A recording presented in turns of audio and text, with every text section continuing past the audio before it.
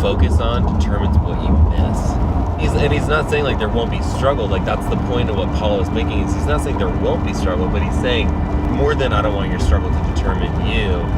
I want you to be an overcomer in the midst of the struggle.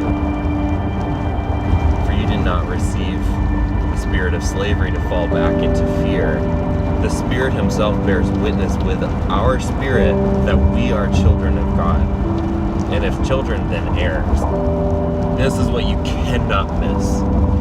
And this will deeply determine that, why what you focus on will change, like the outcome of some of these situations, or our state, like what we're experiencing as we go through something difficult. But he's like, the Spirit bears witness with our spirit that we're children of God, and if children, then heirs, heirs of God and fellow heirs with Christ. Yeah.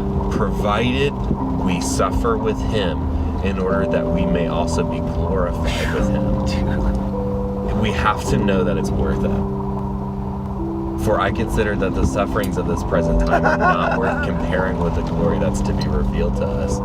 He's not saying it's so much more worth it. He's saying it's not worth comparing. We're always like, God, I want to know it's worth it. And He's saying, like, I can't even explain to you how much more worth it this is for you to stay under my yoke. One of the only other times that Jesus uses that same terminology, saying like when our spirit cries Abba, is when Jesus is in the garden and He's crying out to the Father. He's praying through what's about to happen in Gethsemane right before He goes to the cross, and He says, not my will but yours.